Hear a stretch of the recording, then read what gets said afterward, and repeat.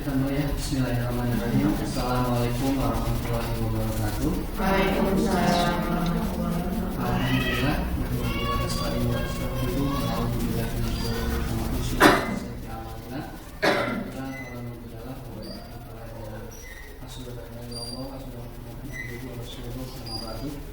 Yang saya hormati Ibu Kepala BK yang sebenarnya terima kasih atas waktunya. Alhamdulillah pada kesempatan kali ini kita bisa berkumpul dalam acara goal sharing. Jadi judulnya ini adalah goal sharing. Goal sharing ini dimaksudkan adalah untuk mengedukasi kepada guru-guru untuk lebih mengenal ya, dan lebih mengetahui pentingnya kita menabung itu dalam bentuk logam mulia, bukan menabung dalam bentuk uang ya, uang di bank gitu. Karena kalau disimpan di bank itu lama-kelamaan nanti akan mengalami penyusipan gitu. Nanti kita bahas ya, kita lihat yang pertama. Nah, yang akan saya bawakan di sini adalah temanya sejarah dan perjuangan. Sejarah perjuangan ini adalah tujuannya adalah untuk menyelamatkan kerja keras kita. Ya, kita setiap harinya terus-menerus bekerja, aktivitas mengajar ya seperti itu. Tujuan dari kerja kita itu adalah untuk mendapatkan kehidupan yang lebih baik lagi ya, untuk anak-anak kita ya kan, untuk masa depan mereka, untuk pendidikan dan sebagainya. Nah, bagaimana agar kerja keras kita itu tidak sia-sia? Nah, itu dengan topik yang saya ingin bawakan itu tentang hitungan menabung di bank dibandingkan dengan kita menabungnya dengan menggunakan emas ya. Itu agak lama, kita hanya sebentar. Nah, yang pertamanya, apakah ini yang kita rasakan? Yang pertama, kita merasakan gaji mengalami kenaikan. Ibu pernah mengalami kan ya? Setiap tahunnya itu pasti ada kenaikan. Misalkan naik 50.000, ya kan, naik 100.000. Nah, dari kenaikan itu, apakah kebutuhan ibu-ibu ini tercukupi atau tidak? Nah, di sini kan pasti kita tanya-tanya, kok kenapa sih gaji kita naik, tetapi kok kebutuhan itu kok nggak pernah cukup gitu rasanya. Ada aja butuh lagi gitu. Nah, kemudian yang kedua, apakah ibu kita merasakan aset kita berkurang ya dengan menabung di bank? Ya, kita punya uang, misalkan punya uang 1 juta di bank, tapi ketika didiemin aja nggak ditambah-tambah uangnya itu, kok lama-kelamaan menyusut. Kenapa muncul? Bisa ada biaya admin kan tiap bulan seperti itu. Ketika sudah 1 tahun ternyata nggak nyampe 1 juta, malah menyusut gitu kan. Nah, kemudian yang ketiga ini ada kita punya impian tapi merasa sulit terwujud ya, karena harga impian kita semakin mahal. Misalkan kita punya impian pengen punya rumah ya kan, kita sudah berusaha di tahun ini menabung berbulan, tapi ketika sudah mencukupi tabungan itu, misalkan kita targetkan pengen punya rumah harga 100 juta. Nah, ketika di tahun depan itu kita sudah mengumpulkan 100 juta, tapi ternyata harga rumah itu sudah tidak harga 100 juta lagi, tapi dia sudah ada kenaikan di sini. Nah, jadi kita merasakan kesulitan untuk menggapai impian tersebut. Ya. Kemudian yang selanjutnya, kita juga memiliki sifat konsumtif, ya. Artinya sifat konsumtif ini bisa diibaratkan kita boros, ya kan, kemudian sulit untuk menabung. Misalkan ketika sudah punya uang, biasanya pengen membeli sesuatu gitu, padahal itu bukan kebutuhan kita, bukan kebutuhan pokok kita, tapi rasanya itu pengen beli gitu kan. Kemudian selanjutnya kita juga kadang merasakan bingung untuk merencanakan masa depan. Karena kita mau masa depan itu kita mau ngapain sih, gitu kan? Apakah kita hanya gini-gini saja? Nah, kita kadang merasakan seperti itu. Nah, di sini dengan materi ini kita akan mendapatkan pembelajaran. Yang pertama nanti kita bisa memiliki aset nanti yang bisa terjaga. Kemudian yang keduanya, dengan mempelajari ini kita akan mengetahui hasil kerja keras kita itu nanti agar tidak sia-sia. Kemudian yang ketiga, membuat impian kita lebih mudah dan cepat tercapai. Kemudian yang keempat, nanti kita bisa menahan sifat konsumtif kita. Dan yang kelima, nanti kita lebih mudah untuk merencanakan masa depan. Jadi ini nanti dengan mempelajari ini kita bisa mendapatkan ini tadi tujuannya. Jadi ini tujuan yang akan kita capai dari sharing ini ya. Nah, solusi yang akan kita bahas kali ini yaitu adalah tentang perhitungan menabung uang di bank versus menabung emas. Nanti kita bandingkan mana yang bagusnya itu yang mana. Nah, di masyarakat kita itu juga banyak problem ya. Misalkan kita selalu mengandalkan kartu kredit. Ya kan, pasti kita punya nih di dompet kita pasti minimal ada satu kartu kredit. Bahkan ada yang banyak sekali kartu kreditnya. Ya kan? Nah, biasanya untuk apa? Untuk belanja, ya kan? Untuk kebutuhan transport dan sebagainya. Atau mungkin ada yang punya cicilan KPR, yang saya juga merasakan itu tiap bulan atau terus ya. Nah, ini problem masyarakat kita yang saat ini kita rasakan. Kemudian yang kedua, juga kita merasakan kita selalu banyak hutang. Ya, dikit-dikit kita mengambil, misalkan kita pengen beli sesuatu pasti nyarinya cicilan. Yang ngambil kendaraan pasti ngambilnya ke cicilan. Yang ngambil rumah juga biasanya cicilan. Nah, itu adalah merupakan kesalahan yang fatal karena di situ ada hukum ribanya.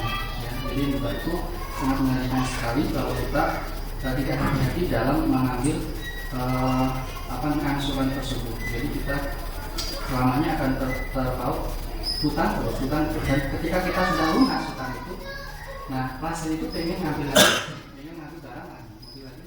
lagi, seperti itu. Kemudian problem selanjutnya, penghasilan kita meningkat, namun tetap artinya di sini tadi saya sudah jelaskan gaji kita naik nih, ya kan tiap tahun, tapi kok tidak pernah tercukupi. Nah, ada apa ya dengan keuangan kita? Kemudian yang selanjutnya di sini juga ada problem masyarakat kita itu ada dampak buruk dari pinjaman online. Nah, saat ini yang marak itu adalah pinjaman online, di mana kita difasilitasi untuk meminjam dengan cepat, mengirimkan identitas. Nanti langsung bisa didapatkan uangnya ditransfer dan nanti kita menyicil beberapa bulan misalnya. Tapi ini yang mengerikan di pinjaman online ini biasanya data kita itu langsung dipegang sama mereka, dan kalau kita nyenggak itu nomor-nomor teman-teman kita itu di SMS, di WA. Ini si pulang belum bayar nih, kemana ya orang? Itu ada yang kejadian seperti itu, dan selalu dikejar-kejar oleh teror-teror dari SMS ataupun telepon. Itu tidak hanya ke kita, tapi ke saudara-saudara kita dan bahkan ke teman-teman kita. Itu bahaya dari pinjaman online. Semoga kita bisa terhindar dari pinjaman. Nah, kemudian selanjutnya banyak masyarakat kita yang memiliki impian. Ya, kita punya impian. Siapa yang pengen haji dan umroh? Tapi sebenarnya pengen berangkat haji dan umroh. Kalau kita lihat di sini, biaya umroh itu sekitar 25 juta. Ya, biaya haji reguler itu sekitar 35,2 juta. Dan biaya haji khusus atau ONH plus itu sekitar 200 juta. Ya, nanti kita lihat. Kemudian ada juga impian kita sebagai manusia, kita pasti pengen punya rumah yang mewah, besar, yang lega, yang nyaman. Ya, itu pasti impian banyak orang. Harganya berapa sih? Kita ada 293 juta. Kemudian ada juga yang saat ini ada sekitar 300 juta. Ini semakin lama semakin naik nanti di 5 tahun ke depan, 10 tahun ke depan itu harga rumah itu tidak pernah turun. Ya. Kemudian ini yang selanjutnya kita juga merasakan ada ingin punya kendaraan, ingin punya mobil, ya, ingin punya mobil yang bagus, ya kan? Harganya berapa sih? Harganya ada sekitar 300 juta, ada yang 200, ada yang 100. Itu ya, kemudian dari mewah. Kemudian ada juga impian mewah itu adalah ingin menyekolahkan anaknya ke perguruan tinggi yang bagus. Ya kan? Ini sangat diidam-idamkan oleh sebagai orang tua. Kira-kira berapa sih biaya sekolah saat ini? Itu sudah menyentuh 142 juta. Itu biaya kuliah. Ya. Kalau di total ya biaya kuliah kita kan mulai dari sekolah dasar kita, yang mulai dari PAUD, kemudian TK, SD, SMP, SMA dan bahkan perguruan tinggi itu kurang lebih sekitar menyentuh angkanya 320 juta per orang. Nah, kita harus menyiapkan hal itu dari sekarang. Nah, solusinya bagaimana untuk menghadapi tahun depan, ya, masa depan kita? Nah, di sini saya memberikan solusinya adalah ketika kita punya penghasilan, misalkan 1 bulan kita mendapatkan penghasilan, maka penghasilan kita itu harus dibagi-bagi. Ya, misalkan di sini saya simulasikan 60% ini dipakai untuk kebutuhan pokok kita, ya, untuk kehidupan, untuk makan, ya, untuk yang lainnya kebutuhan pokok itu 60%. Kemudian 10% ya kita sisihkan untuk tabungan dan investasi. Jadi kita bagi penghasilan kita berapa, sisihkan dulu 60%. Ya, ini cukup nggak cukup, harus dimaksimalkan 60% untuk kebutuhan pokok kita. Kemudian sisihkan juga 10%-nya adalah untuk tabungan dan investasi. Kemudian 10%-nya lagi untuk lifestyle. Lifestyle ini adalah keinginan kita tadi. Misalkan kita ingin beli baju yang baru, atau beli tas, nah bolehlah kita sisihkan 10% saja setiap bulannya. Kemudian 10%-nya lagi untuk apa? Untuk visual. Jadi kita harus juga sisihkan juga 10% untuk diskon. Ini adalah untuk wakaf, ya, untuk sodako, ya, agar rezeki yang kita dapatkan itu mendapatkan keberkahan. Jadi 10% kita harus sisihkan untuk diskon tadi, untuk zakat, kemudian sodako dan lain-lain. Dan 10% yang terakhirnya itu sebagai dana darurat. Kita sisihkan 10%-nya dana darurat. Jikalau nanti suatu saat alam ya, ketika kita sakit atau apa membutuhkan perawatan, maka 10% ini bisa dipakai. Tiap bulan dikumpulin 10%, maka nanti kamar akan mengumpulkan. Nah, itu nanti dipakai untuk dana darurat ketika kita mengalami musibah atau sebagainya. Kemudian, nah sekarang ini masuk. Jadi bagaimana sebetulnya tabungan yang bagus nih, tabungan berupa uang, deposito atau emas, ya. Nah, kita cek nih, ya, mana yang bagus. Kita punya tabungan uang, deposito atau emas.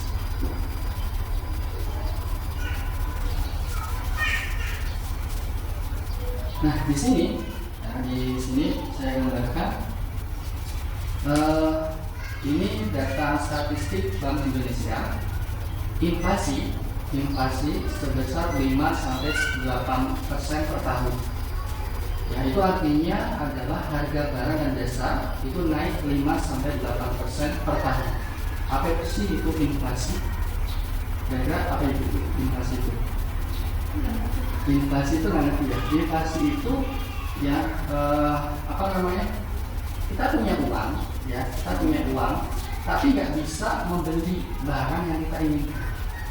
Ya, misalkan ya, saya contohkan di sini jika kita rata-ratakan inflasi itu dalam 1 tahun itu terjadinya itu adalah 6%.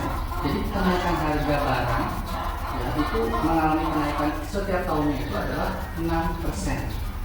Jadi setiap tahunnya itu pasti mengalami kenaikan barang 6%. Ya, kalau kita lihat nih, harga pokok misalkan beras itu pasti mengalami kenaikan kan, karena beras, telur itu mengalami penurunan setiap tahunnya. Ya, BBM juga setiap tahun pasti mengalami kenaikan. Nah, itu diakibatkan oleh adanya inflasi.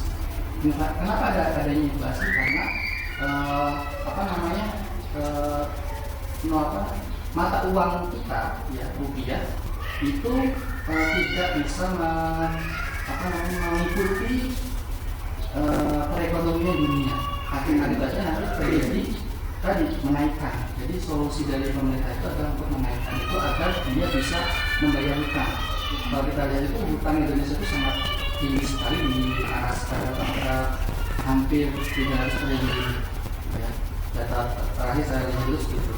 Nah, untuk menggambarkan inflasi di sini saya gambarkan misalkan hari ini kita bisa membeli pizza ya dengan harga 100.000.